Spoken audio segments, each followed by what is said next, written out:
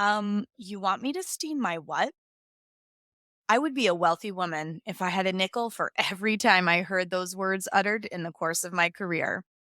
Whether you call it yoni steaming, vaginal steaming, perineal steaming, or pelvic steaming, the act of sitting over a steaming herbal solution offers a powerhouse of gynecological support. Join me this week as we revisit what pelvic steaming is, what it does, and why you may want to consider it as a gentle means of supporting your reproductive health. Hi, I'm Adrienne Irizarry. I'm an Eastern medicine practitioner who is passionate about women's health and helping women to live their best lives. My goal is to put you in the driver's seat of your menstrual health, offering period solutions for a symptom-free life. Statements made in this program are for educational purposes only and not intended as a substitution for medical consultation or advice. We do not claim to diagnose, treat, or cure any diseases. This podcast is inclusive and welcomes all gender identities.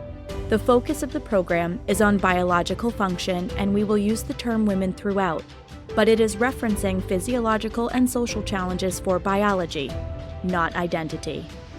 Come as you are, I am happy you're here and welcome all performances of identity. I hope you find something helpful in this show. Welcome back to another episode of the Reproductive Rebel podcast. I want to talk about what I do best, which is peri-steam hydrotherapy. So, what is peri-steam hydrotherapy?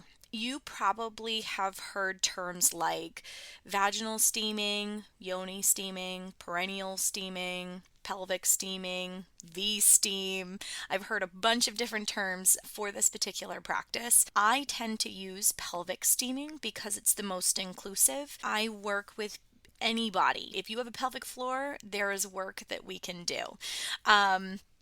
A lot of times I will talk about it from the perspective of people who are assigned as female at birth, but I do work with male and female anatomy in my practice because there is a little bit of something for everybody. So regardless of what you use for a title, I find that yoni steaming is only known in certain circles. Vaginal steaming has gotten a big rise due to the awareness that Steamy Chick has brought around the practice. I tend to use pelvic steaming, but I may use them interchangeably as we talk. So, what is pelvic steaming? Pelvic steaming is an ancient modality that's been used in countries all over the world for gentle gynecological support. You can find it in the historical record literally on every continent. And yes, that even means in Western culture. If you look back in the Victorian era, this was something that was still used in Western culture and really lost its popularity with the rise of Western gynecological care and the fall of midwifery, which has now come roaring back to the forefront, which I think is really beautiful. We're seeing a transition. There was a move away from midwifery and herbal medicine care and really like women being wisdom keepers in terms of how to care for the body. A lot of times it was the wise women in the village that had the herbal remedies and knew how to care for birthing bodies and pass that information down generationally. And that really has been lost over time. There are still some cultures around the world today that you can find that kind of intergenerational folk tradition, which is beautiful. You can see it in parts of Mexico, the Caribbean, Africa, Asian countries, India. Here in the West, this is a new concept. And when people talk about pelvic steaming or vaginal steaming, they get this picture in their brain of something invasive because everything about the Western gynecological model is invasive. The tools go in, the tools go out, the fingers go in, the fingers come back out again. Like you have to have body autonomy, and it's really hard to feel like you're in your power when you're in stirrups in a gynecologist's office. So I know that when people talk about this practice, the first thing that comes to their brain because of our Western model is that there has to be a tool that goes into my body. And that's not the case. That's actually one of the really beautiful parts of pelvic steaming. It is not Stanley steamer with a tool that is inserted into your vagina. It is not like that. It is the practice of sitting on a stool or in a chair that has a hole, and you have a pot of steaming water with herbal solution in it. You can get a lot of benefit just from using steam without any herbs in it, because the medium is just as important as the actual herbal choices that are made in the practice. And the herbs are chosen based on your body constitution, what it is that it needs, what it might need a little more of, what we need to maybe eliminate an excess of. So the herbal choice is really important as well. And this is something that I find people who try to DIY, and they're like, oh, I just threw some herbs that were in my garden into the pot and I gave it a try, and then I was itchy after and I'm not sure why. Things like that. This is the kind of tool that puts your body autonomy and your power back in your hands. However, it is definitely recommended to do with a certified practitioner to figure out how warm it needs to be, how long you need to sit, what type of herbs do you need, are you infection prone, what kinds of things can this modality do to prevent infection, because it definitely doesn't cause them. So anyway, pelvic steaming is a modality that's been used all over the world. Historically, it has been used the most often for postpartum recovery. That is where you will see it most universally used all around the world to help heal after birth. It helps the fundal height come back down into the pelvic bowl. It helps to decrease hypertension. It helps with fluid that accumulates in the body after birth. It helps create a sterile, warm, higher circulation environment in order for healing to happen if there is any pelvic trauma, stitches, tearing, anything like that. So there's a lot of benefits to using this practice for postpartum, but in certain parts of the world, that's the scope of what it is used for. In other parts of the world, like Korea, China, India, these places actually bring it into clinical practice and use a synergy between Eastern traditions and Western traditions for the good of the client. And one of the things that you walk into Korean OBGYN area, and this is something they will do, which is really awesome. And most of the research that has come out of this practice you will find in Korean PubMed. But anyway, I digress a little bit. I get really excited about this particular topic, and I decided to do an unscripted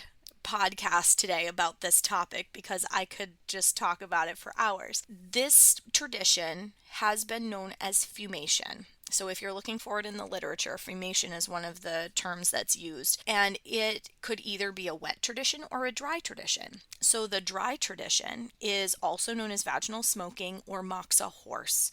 It is used for very specific constitution type. It involves the burning of dry herbs, and the client sits over those herbs while they're smoking. Most often moxa is used in this process. When I was originally introduced to it, they referred to it as toilet bowl moxa, but you can actually use it in a very similar application. So the wet tradition is what we know as pelvic steaming. It is used most universally for a variety of constitution types. It involves boiling water and herbs in order to make a tea-like solution, and the client sits over the steam for anywhere from 10 to 30 minutes depending on what the body needs. And that's something that when you work with a certified practitioner, they can help you based on symptoms that are showing up in your life, the way that your cycle is working, symptoms you're seeing after transitioning. For the case, based on what your body is showing for patterns, they can identify what it is that you need for herbal support in that solution. what does steaming address? Steaming addresses all kinds of things like circulation challenges. It is a really great medium to use for infections. It is great for fertility support. So anybody who is even thinking about, even if a baby is 3 years out on your horizon and it is not currently in your plan, I would absolutely advocate for starting to do steaming now, because laying the groundwork for a healthy body with improved circulation and all of these things before you try to conceive will actually increase your chances for a healthy, successful conception without all the roadblocks that a lot of people face. We have a staggering statistic in the United States in terms of fertility challenges. Like, the vast number of people are experiencing them, and they experience them for a variety of reasons. Like, we have a culture that is very birth control focused. And when you are focused on birth control as a means of, and I'm using air quotes, treatment for menstrual irregularity and other types of issues, you're actually disrupting a healthy process in a body. So you are interrupting healthy hormone communication. You are only allowing a withdrawal bleed. It is not actually regulating anything. So when you have been on this medication for a prolonged period of time, it leaches certain really important minerals and nutrients that you need to be in an abundant place for fertility to be optimal. And so the longer you're on something like this, the longer it takes to replenish your system in order to prepare for a healthy pregnancy. Because really, when you think about it, the goal is not just to get pregnant, it's to carry a healthy baby to term, to have the most perfect little human in your arms at the end of this journey. And when we don't prepare our bodies as much for a pregnancy as we do for our wedding, for example. Like, a lot of people spend over a year planning for their wedding, but they just, by the time they make the decision that they are ready to have a baby, they were ready to have the baby yesterday. They're like, okay, I'm ready to be pregnant now. And then after 6 months of trying, they're frustrated because they're like, oh, this wasn't as easy as I expected it to be. And we have that understanding for a lot of reasons. One, this birth control effect. Okay, there's a lot of people in the population that are on hormonal birth control, and they think that if they go off the birth control one cycle and then they start trying, that they can conceive.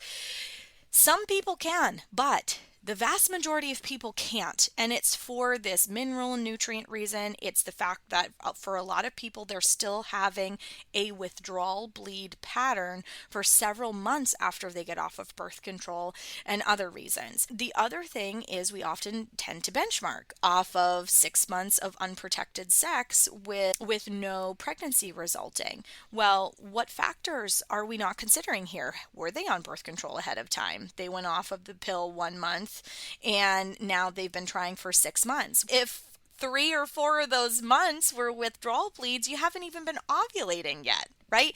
So there's a lot of reasons that color that infertility diagnosis, or end up people finding themselves in these infertility programs. And one of the beautiful parts about pelvic steaming is this is a way that you can support your body and prepare your body and nourish your body in preparation of a potential pregnancy later on down the road.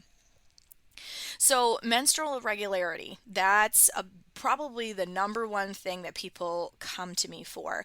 I'm having clots, I'm having cramps, my period is all over the place. It's either too short, or some months it's 24 days, some months it's 33 days. I don't know why this is happening. All of those kinds of things. The pain is a big one. Clots are a big one. And when we're able to use pelvic steaming to increase circulation, to provide certain tools that the body is literally hungry for, to warm that area, because heat is a big part of it. Circulation is a big part of it. When we're able to use steam to be able to help all of these things, we're able to regulate the healthy hormone communication in the body and eliminate some of the roadblocks that cause issues. It's wonderful for helping with pelvic floor healing, whether there's been surgery, there's been trauma from birth, like that. It is beautiful for pelvic floor healing. And one that a lot of people don't think about is emotional and physical release. So, there are two really important acupuncture points on the perineum, and one of them has a lot to do with the emotional body. And when you're stimulating circulation and warming and bringing chi to that area, we're able to unlock and process a lot of emotions that we hold there. And so, a lot of times, women, because our womb space is the seat of our identity, we hold and bottle a lot of emotions there, and it shows up in physical ways: menstrual irregularities, fibroids, all of those kinds of things. And steaming helps us to release the emotional piece and the physical symptoms that may be showing up as a result of that, and that's really important. So steaming is powerful, both dealing with the physiological symptoms that show up, but also the emotional ones as well. So, why does pelvic steaming work? Okay, I was the why kid growing up. I needed to know why everything happened.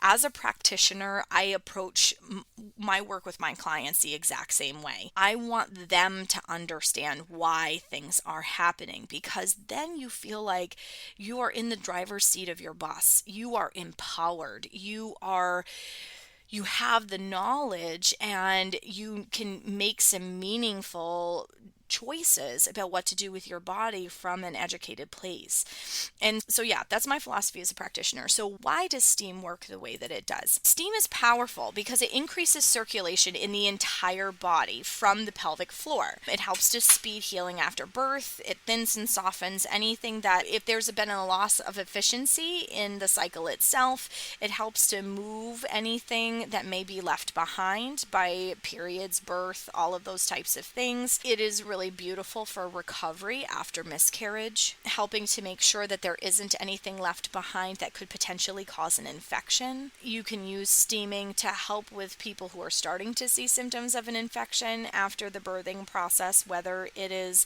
pregnancy loss prior to full term or a full term pregnancy. But your vaginal canal is made up of a lot of porous cells, which supports the absorption of these herbal properties, and they're delivered by steam.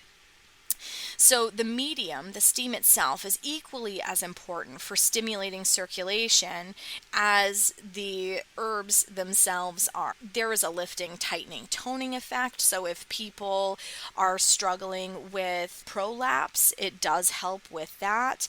It's like anybody who's working with pelvic PT, it acts like a warm up before exercise. So if you steam and then you do your exercises with your pelvic PT, it helps you with the circulation you need, the muscle control you need to really get the biggest benefit out of the exercises. There are two, and I mentioned this before, but there are two really important acupuncture points on the perineum. And I don't know about you, but I don't want anyone sticking any needles in my I know that there are acupuncturists that have to do that as part of school, and it's a big roadblock for me in terms of acupuncture school. This is why I do sound therapy. But I don't have enough Mars in my chart to stick needles in people, particularly in this location. But being able to realize the benefits, because these 2 points are powerhouses for the renmai and the dumai, which are the extraordinary vessels that run down the very center of your body.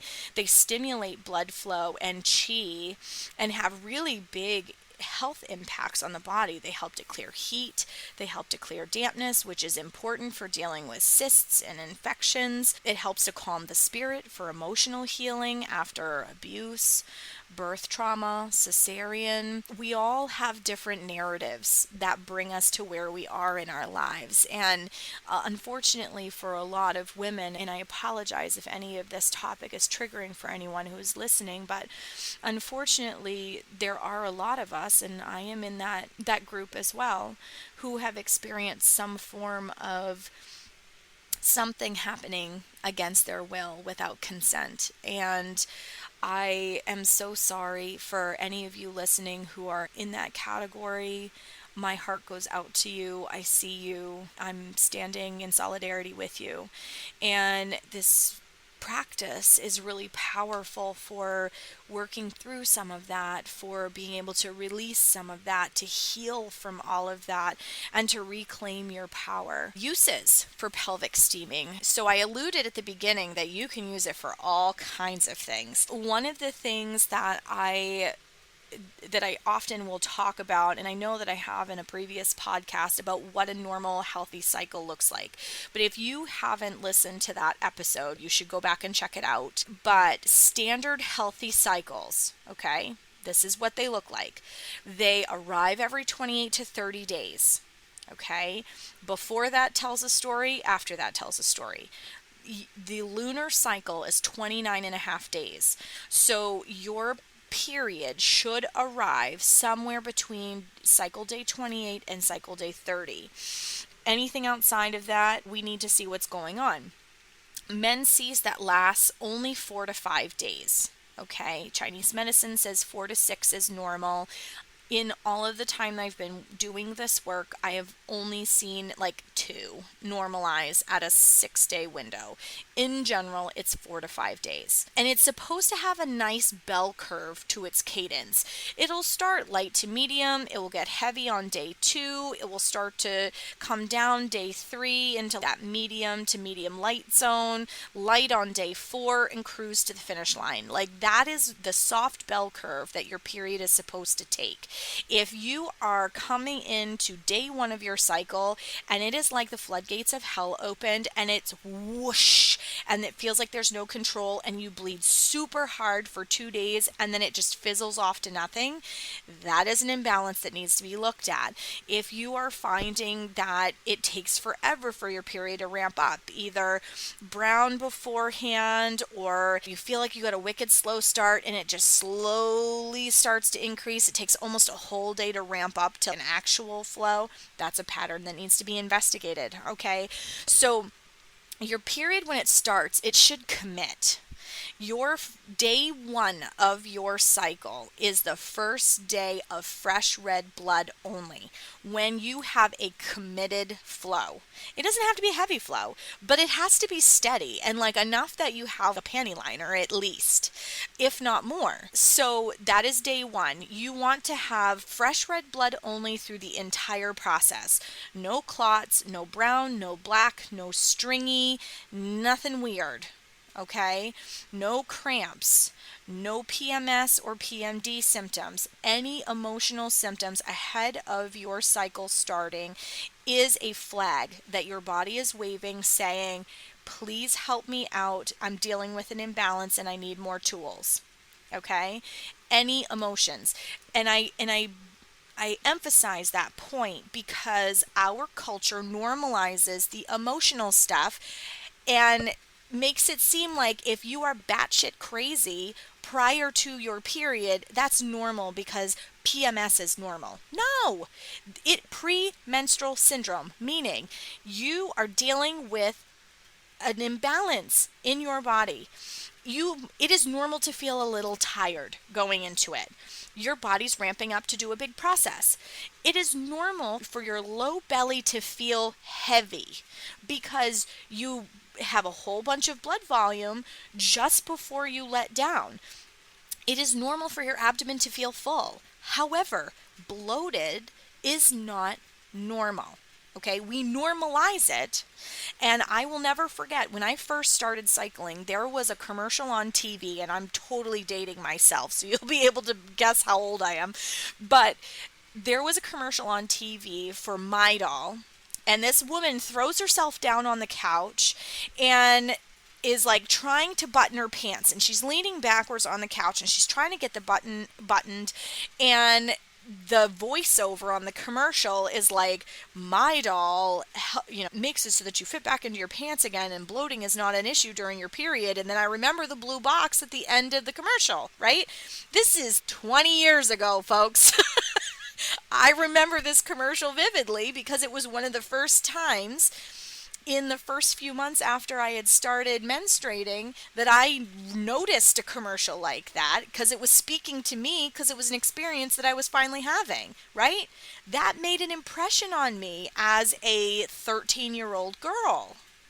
okay? Oh my gosh, it's more than 20 years old now, thinking about the fact that I was 13, but I digress. So, it, all these years later, I still vividly remember that commercial. But the thing is, they were selling a product based on normalizing symptoms that are not normal. Are they common? 100%. There are so many people that experience these symptoms. It is common, but it is not normal. It is your body's way of saying, hey, I am struggling with some stagnation and I need some support. Pelvic steaming helps with that circulation. One of the things that I always love with people that first start steaming with me is it is like the first cycle, maybe two, that they're like, oh my gosh, I wasn't bloated this month. It was amazing. And it's yes, because when you are not quote unquote stuck, you don't get bloated and your circulation improves and you are not bloated. It's really powerful what steam can do in terms of creating a healthy menstrual cycle. Okay. And I know some people are listening to this and like laughing because it sounds like I'm promising a unicorn. And believe me, when I first started this work, I was the biggest skeptic because I was cycling every 18 days. I was mind-numbingly exhausted from all of that bleeding. I literally was bleeding more than I wasn't bleeding. I was bleeding for almost 2 weeks every time I bled. I had wicked pain, like endometriosis was part of my experience, and I had pains of bowel movements. I had pain during my period. I had pain before my period started. I had pain after my period. Like when I first found this work, I had literally all of the imbalances that I currently screen for. And I thought that a 28-day symptom-free cycle sounded like a unicorn, and I laughed. Biggest skeptic out there. And I was like, you know what? I will believe it when I see it. And then at 33 years of age, I had my first symptom-free 28-day cycle with no pain. And I was like, holy crap, this can actually happen. And it was so life-changing for me because I had pads stuffed in every suitcase you could possibly imagine. My husband and I laugh now because when we go into some of the suitcases and stuff to pack for trips, my husband's, oh, found more pads you stuck in the little zipper pocket over here in this thing. And because I haven't needed things like that for years. And I had them in every backpack, every purse, every hidden zipper pocket. I had them in jackets. I had them in suitcases. I had them stuffed everywhere. I kept a bag of menstrual supplies in the glove box of my car. When I started dating my husband, I put one in the glove box of his car, and he goes, "Are you serious right now?" And I'm like, "Yes, I'm dead serious." And then after he had been with me for a little while, he saw why. And like, I just could not be caught away from anywhere without paper products because I never knew when it was going to come. And when it did, it just came out of nowhere, really hard, really heavy, really fast. And I really, really struggled with it for years. And so now it's a joke because I've been so many years now without any of those problems that whenever I find like an old pad or whatever, like stuffed in a corner somewhere, I'm like, oh, that's funny because I honestly never thought that I would ever have the cycle that I have now. And so many women in my practice experience the same thing. It's really incredible because I had to plan trips around my bleeds. I had at one point before I was as savvy as I am now about menstrual health, I even tried to have an IUD put in because I had to travel for work and I was bleeding so much. I was just hoping that the Mirena was going to make it stop so that I could actually travel because it was a requirement of my job, and not realizing at the time that I was bleeding every time I traveled because I had spleen Chi deficiency really bad, and it was a triggering event for me. So every time I traveled, I would bleed. There was a reason for that. I now know that, but I didn't at the time. And so travel, vacations, parties, going swimming, like literally everything had to be planned. And loose stools. Oh my gosh, period poops, man. Like, I know there are some of you out there listening to this nodding, going, yes, that is a real thing. And needing to be near a bathroom in order to deal with that before the bleed started. Like, it. I started tracking my basal temperature because I never knew when my period was going to start, and my temperature would drop down to 97.2, and I knew that blood would be there within 12 hours. And I had to start doing that because it was so unpredictable, and I had so many like premenstrual symptoms, but I had them kind of all the time because I was exhausted and trying to work like a man and push hard through everything and keep up with the corporate gauntlet of expectations, that it was just, I look back at it now and I'm pretty sure I was insane for trying to keep up with all of it. But I knows I tried, but at the detriment of my body. And this is what steaming can be used for. Steaming can be used to heal after long-term damage like that. My whole bleeding life from the time I started my period at 12 until I was in my 30s was unpredictable, irregular, painful, heavy, life altering. And then once I found steaming, all of that changed. I felt like I reclaimed my vitality. I felt like I reclaimed my power, my body autonomy, my life. It was incredible. And steaming can be used regardless of what you are born with for body parts. So steaming for people who are born as men, for example, is helpful with erectile dysfunction because erectile dysfunction has a lot to do with circulation. It is great for fertility support because they also have these two really important acupuncture points on their perineum as well. And we can use this to help couples who are trying to conceive. Hemorrhoids are a big one. Hemorrhoids, oh, and no pun intended there, hemorrhoids, anal fissures, anal fistulas. It is really beneficial for all of those things. So take all of that, obviously minus the erectile issues. But now let's talk about bleeding bodies. So dysmenorrhea and amenorrhea, irregular periods and absent periods, long cycles, short cycles is a big one. How it shows up tells a story, whether it's localized or it's a dull ache, if you're getting it in your back or in your abdomen, brown blood and black blood, infections. Okay, so this is one that I absolutely love to talk about. Maybe I should do a whole episode about it. But infections is a big one. So one of the misconceptions that's out there in our culture when people look at anything that is written about vaginal steaming or pelvic steaming is that it can create infections. No, not exactly. It's actually a really powerful agent for addressing infections because when you use antimicrobial, antibacterial, and antiviral herbs direct at the source with very specific heat and duration guidelines over a very specific protocol, you are actually helping to drain the heat and dampness that's causing the problem. Remember that acupuncture point I was telling you about? Now you're also providing these antibiotic, antimicrobial, antifungal properties direct to the source. So your vaginal ecology is actually an extension of your gut health. So if you're having these issues and they're recurrent issues, looking at your gut health is really important. Fast forward, how do we deal with these types of infections? We go and get antibiotics. So we have the antibiotic, it obliterates all of the good and the bad flora. Then you end up back in the doctor's office more times than not within a few weeks because you have another infection and it's even worse than before. And the reason for that is now there's no one left to defend the kingdom. You have killed all of the things that usually protect your body inside your body. Now you are also killing the things that are outside your body, and there's none of the good guys to repopulate and defend the kingdom. Everything has been killed, and you have to repopulate everything.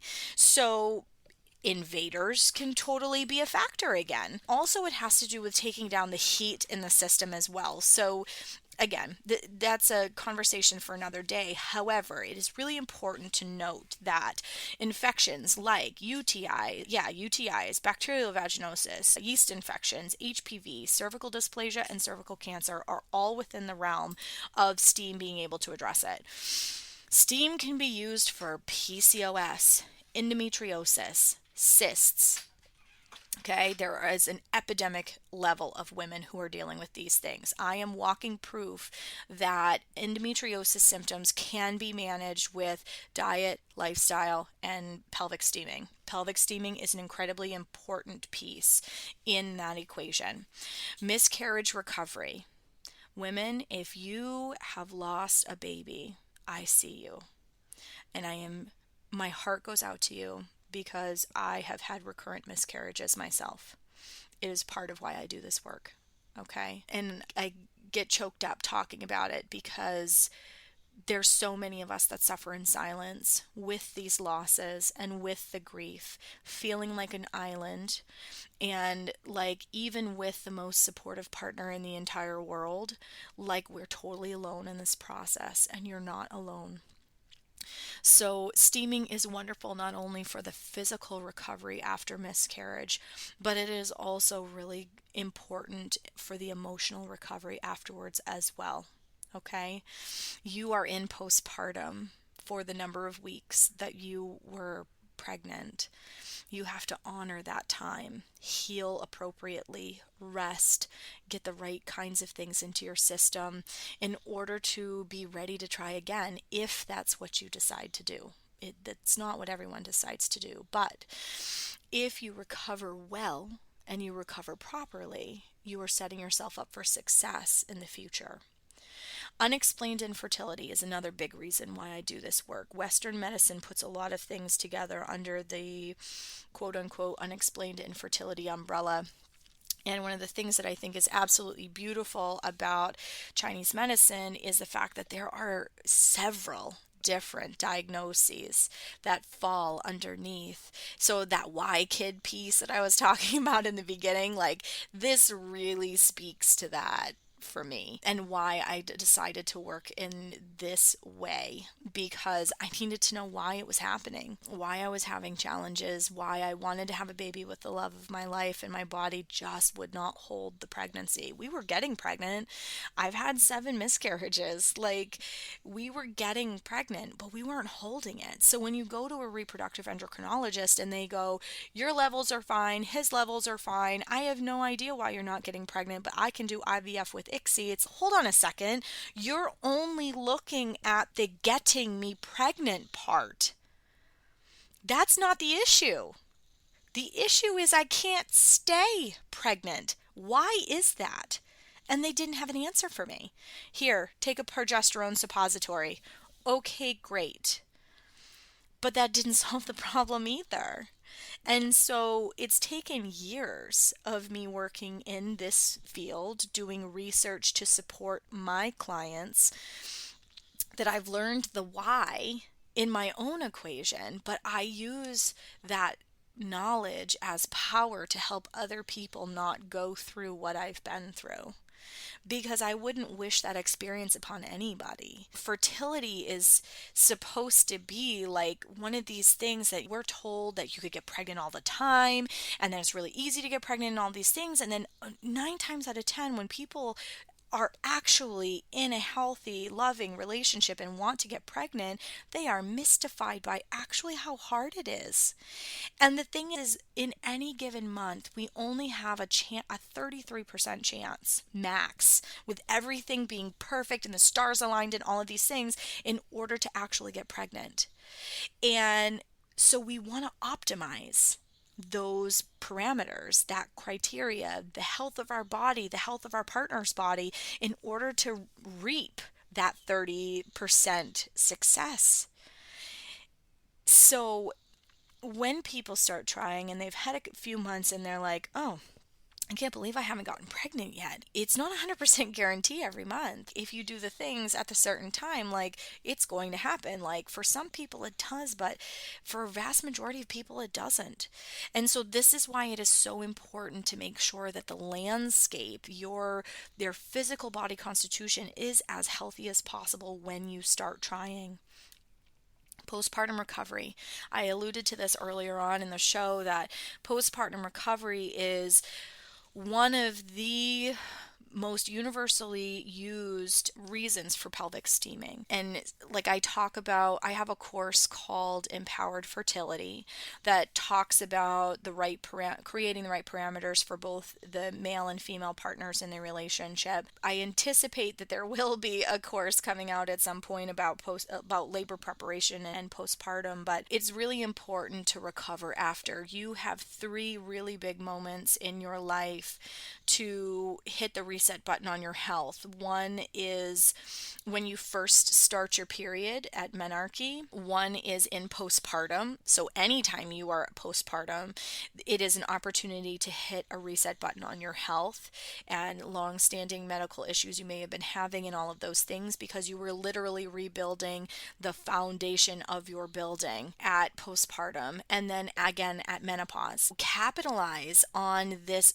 incredible superpower that your body has to realign itself, to heal itself, to start anew. Scar tissue is another big area that this is successful for. So if you've had laparoscopies, cesareans, any sort of abdominal surgery like an appendectomy, anything like that, steaming helps to break apart scars. Some people have cramping because they have scar tissue from abdominal procedures and things like that. Steaming is really beneficial for that. It helps to ease the menopause transition for the large number of women who are coming into perimenopause right now. Your transition, if you are between 35 and 49, you really should check out my Coming into Second Spring course. It's being offered as a replay on a live event that I did, but it has so much good information in terms of, all right, so at 35, this is what happens in your body. At 42, this is what happens in your body. At 49, this is what you can expect, because we don't talk about this topic nearly enough. And it's unfortunate because this is where we become really symptomatic again, where we can see hot flashes, we can see night sweats, we start to see vaginal atrophy, personal dryness, UTIs when we didn't ever have any before, things like this. We don't talk nearly enough about it. And steam is really beautiful in terms of helping to support the body and address why those types of symptoms start happening during that transition.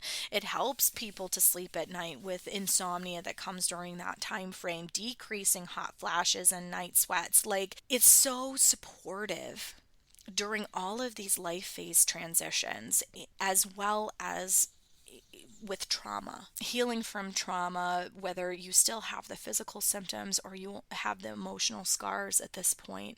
It is so helpful in that healing process, the releasing process, the evolving and becoming that next version of yourself, because it becomes part of our fabric, but it doesn't have to dominate our lives. And so this helps us in that healing journey, because steaming has this incredible way of grounding our body in a very visceral way.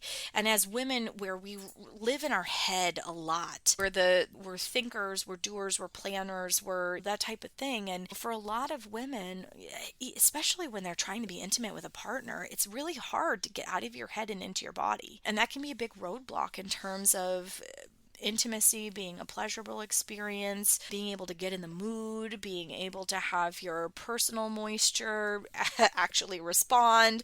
I have some clients that I talk to about the fact that the mind is willing, but you're looking down there going, girlfriend, get yourself together. Why do I feel like I have 2 bodies here? Steaming is really helpful in terms of that embodied experience and really being able to pull you out of your head and into your body. Not to mention, it is awesome in terms of helping with foreplay. For the vast majority of us, we struggle with orgasm because we don't have enough blood flow to the pelvic floor, whether that is not long enough foreplay, not enough stimulation, struggles with circulation in general. There's a whole long list of reasons why, women in general really struggle to orgasm, and steaming is beautiful for that. You steam just before you try to be intimate with your partner. It does half the foreplay process for you. It stimulates blood flow, makes everything nice and warm and sensitive, and then when you're engaging with your partner, everything feels better. I've had clients who are like, I haven't been able to ever orgasm when I've been with my partner, and I feel a lot of shame around that. And then they start steaming and they're like, oh my gosh, I had my first orgasm and it was amazing. Or I have some people who are like, yeah, my orgasms were okay. They were relatively consistent, but now they're experiencing cervical orgasms and they didn't even know they existed. Like it really enhances the function of all of the things that happen in our pelvic floor. In an episode that I did, we were talking about the sump pump effect of the pelvic floor and how important that is in terms of getting fluids up out of your extremities and things like that. Steaming helps make that happen all more efficiently. So anyway, I could go on and on about steaming, but I want to dispel a few misconceptions around steaming. One misconception that drives me bonkers is steam caused me to get a yeast infection or bacterial vaginosis. Okay, I alluded to this one before. It is common to notice some clumpy yeasty discharge after a steam session if you have a history with these kinds of infections. But steam cannot introduce mucus into the canal. It just can't. Think of steaming like when you have a cold and you're in the shower and you get into the shower in order for the heat and the steam to drain all that junk in your head so that you can actually blow your nose and breathe again. It's like that. The vaginal canal, because you're designed to push out a baby, has all kinds of folds and stuff, and mucus and bacteria and stuff can like linger in there. And when you're steaming, it helps to aid with ridding the body from the infection, not only because of the properties of the herbs that you use during an infection, but creates a non-hospitable place for bacteria to thrive and drains all of that damp mucousy caca that's in there so that it can't proliferate. But this is why you have to do it with a certified practitioner, because the whole idea with this is to not create hospitable conditions for bacteria to thrive. But it is very effective at breaking an infection cycle. This is actually something that naysayers to this practice will try to belabor, that, oh, this causes infections, it causes other types of problems. The vagina, oh, this is my favorite one. The vagina is a self-cleaning oven. It does not need any intervention. I challenge that statement, because if the vagina was as effective as a self-cleaning oven as it needs to be, then how do we get these infections in the first place? So I leave you with that thought. Sometimes, because of our environment, because of stress, because of our diet, because of all of the things that disrupt our system, the body needs a little support to clear the debris off the highway so that the body can do what it knows how to do. And yeah, can it take care of itself? Sure, as long as there isn't anything inhibiting it from doing that. So this is why the self-cleaning oven comment drives me bananas. And I've even heard OBs, and there are articles out there where doctors make statements like that, and it's very misleading, because they would never have to prescribe antibiotics if that was 110% true. Does the functionality work that way? Yes, but our bodies are also designed to make healthy cells over and over again, and yet cancer exists because of things that disrupt that normal healthy cellular division. I'm going to leave that alone because I could get mad about that all day. Okay, so another thing that I hear often is steaming caused my cramps to get worse. The truth is that you may increase a little bit of cramping in the early stage of the journey, and a lot of times that is seen in people who use things like tampons and sea sponges that block the downward uterine flow. Okay, when your period is letting down, you are not supposed to plug it. You are only absorbing the flushing mechanism with a tampon or a sea sponge. Okay, your body is bleeding to flush the unused endometrial lining for the month to start anew for the next month. When you use a plug product, you are blocking the exit of that lining leaving the uterus. That is where a lot of cramping comes from. I have clients that are like, oh, well, I'm a habitual tampon wearer, blah, blah, blah. And I'll tell them, even if you don't try the steaming thing, just try not using a tampon, even a cup. And I know cups are controversial with some people. I'm an advocate for a cup because there are times that you just need some leak-free protection. And that's why people don't want to go without their tampons. But the difference is the cup is like a catcher's mitt and it sits underneath the cervix to catch instead of being right up against the cervix, blocking the exit. Okay, not everybody agrees with me with that. There are some Eastern practitioners that are like, nothing is supposed to go up and in because all of the energy is down and out. I think that balance is what makes people able to adopt things into their lifestyle. I personally use cups and I think they're wonderful. They are a great alternative and help to reduce cramping in people who have been habitual tampon users. And I used to be, okay? So I'm not saying this from this magical place where I never used birth control and I never used a tampon. No, I've been through all of this stuff. I had a heart attack on birth control. Like, I tried to have a Mirena put in so that I could travel. Like, people, I don't live in a magic bubble anywhere. What I am saying, however, is that we are grossly misinformed as a public about some of the things that are offered to us and what the repercussions are of using those products.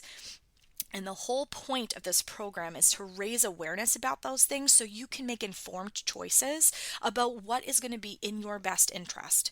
So steaming making the cramping worse really has to do more with the fact that there is stuff your body tried to expel that it wasn't able to expel, and now you've increased circulation and the power behind that flushing mechanism, and now it's trying to get all this junk out. When you observe proper period care, and I do have a mini course if you're interested. It's like maybe an hour of content. It's super short.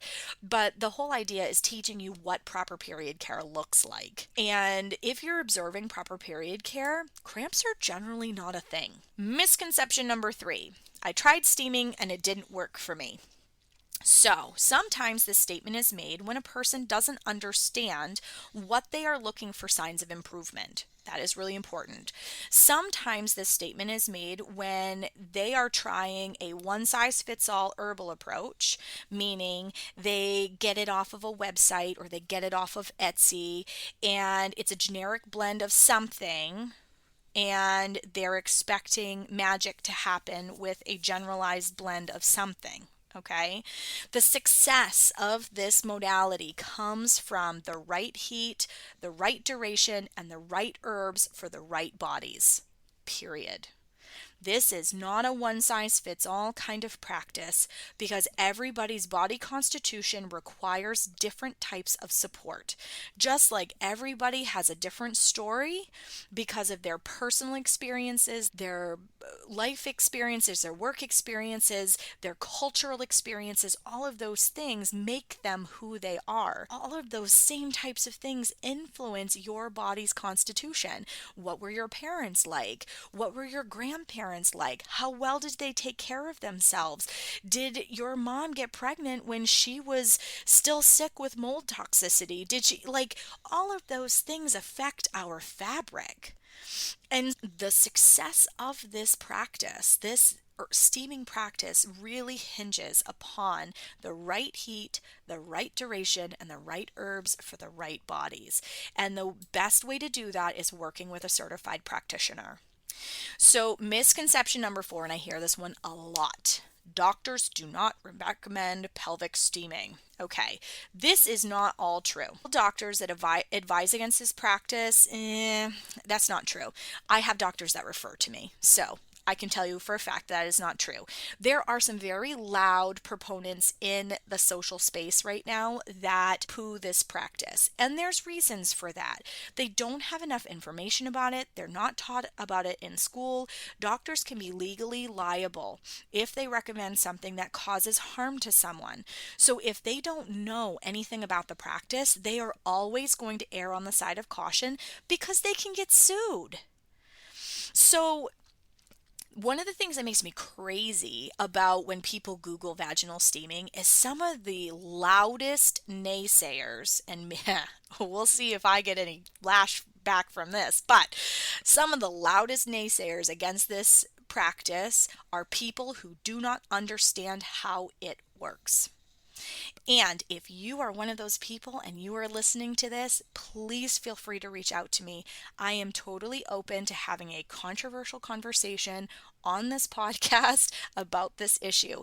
Because here's the thing, if this is done with a certified person who knows what they're doing, who knows what they're looking for, there is no harm that can come from this, as long as it is being done correctly. Now, if you have somebody who is too hot, too long, using their own blend of herbs that they bought off of Etsy, that is a totally different situation, and it really puts pelvic steaming in a very bad light. And that stuff makes me crazy. I have spent my entire career trying to elevate the level of this modality because it has such powerful healing benefits for so many people. And this whole my doctor doesn't recommend it, I understand that it's coming from a place of they haven't been educated about how this practice works and the benefits of it. And honestly, I welcome anyone who may be listening, who is a practitioner, who wants to learn more about it. I would love to have a Zoom call with you, sit down with you, explain how it works, why it works, what I've seen. Yes, all of my data from my personal practice is anecdotal. I will back it up with as many medical journal articles as I possibly can. Because here's the other thing. If it doesn't exist in the literature, it's because of who's asking the questions and what questions are being asked. Okay? If we look at the fact that less than 5% of the NIH budget is actually focused on women's health related anything, then we don't have enough money and enough people asking enough questions. This particular topic is not even going to rise to the surface. It doesn't mean that it is not a viable practice that has been benefiting women for centuries. Steaming is not part of the medical school curriculum. And a lot of times doctors don't have very basic knowledge of this practice unless they've tried it or they have independently reached out for more information. I have had beautiful conversations with medical professionals, MDs, integrative medical professionals, OBGYNs. I have an OBGYN that refers to me, which is such a beautiful synergy between what they have for tools in their toolkit and what I have for tools in my toolkit. Together, we're working for the ultimate good of the client. That we are using the synergy of both of our training and both of our toolkits to help people feel better. That is a win-win any way you look at it. There is a growing awareness in the Western medical community, and the more doctors that are being exposed to it, I am very, like I said, proactive and open about having conversations with people about the successes I've seen for all of the various things that I work with people on. And I welcome those conversations because the more that the Western medical community is educated and spun up on this, the more that it becomes another tool in their toolkit to be able to help people with. So misconception number 5, steaming can't have an effect on hormones. The truth is that hormone receptors line the inner cavity of the vaginal canal, the inner lining of the uterus and the ovaries. There are triggers in the vaginal canal, the cervix, and the uterine walls that communicate with the pituitary gland in the brain. So increasing circulation and getting out of the way of the body so that there aren't things disrupting it absolutely will increase the healthy hormone communication between the hypothalamus, pituitary, and the ovarian cycle. Okay, it is really important. The body always wants to reach towards homeostasis. So if we eliminate the circulation, nutrition, and energetic roadblocks that stand in the way of our hormones, it will just know what it needs to do. And the whole goal of this practice is we're going to get the crap out of the way that stands in the way of homeostasis, and let the body let the body do what it knows how to do best, because it is brilliant. Our bodies are brilliant, and we're just not taught to trust in their wisdom. And so part of the educational process that I do with people is to empower you so that you know what your body needs. And eventually, once you know how to do the steaming thing, you know what your body's telling you, you know how to look for warning signs, you know how to read your period, like all that stuff. Then you're in like this maintenance place where now steaming is part of your lifestyle. You can use it through all of your life transitions. You can steam very little and maintain your healthy menstrual cycle. You can change the way that you're steaming in order to support trying to conceive. You change it again if you're trying to recover after baby. If you're headed into menopause, you're looking at it from a different lens. But literally what you're working towards is just being able to steam a little and maintain your results. And it's totally possible. So thank you so much for sticking with me for an entire solid hour with no break, listening to me talk about this practice that I am so passionate about. I have seen the quality of so many people's lives transformed by pelvic steaming, that there is no naysayer or medical journal article that could convince me that this practice isn't in the highest and best good of anyone who engages with it. The key is making sure that you are working with a practitioner that can give you the guidance that your individual body needs. So I'm going to stop there. Again, I could talk about this all day long, every day, all day, because I love what I do. I love this work. I'm really excited because this year I'm going to actually start training peri-steam hydrotherapists so that there are more practitioners like me out there in the world being able to share this body wisdom and body literacy with people, because we desperately need to put our power back in our own hands, and education is really the biggest way to do it, and I am a firm believer in that. And so I'm really excited to be able to start teaching peri-steam hydrotherapists this year, something I've been dreaming about for a while, and the time is now, especially given what's going on in our country right now. Body literacy, body wisdom, and self-care practices are needed more now than ever. If you have any feedback about this, or if this lit your fire and you want to know about learning how to become a peri-steam hydrotherapist, or if you're interested, in the show notes I will put links to all of those courses that I mentioned. And if you are a medical professional and you want to speak with me directly, I totally welcome that.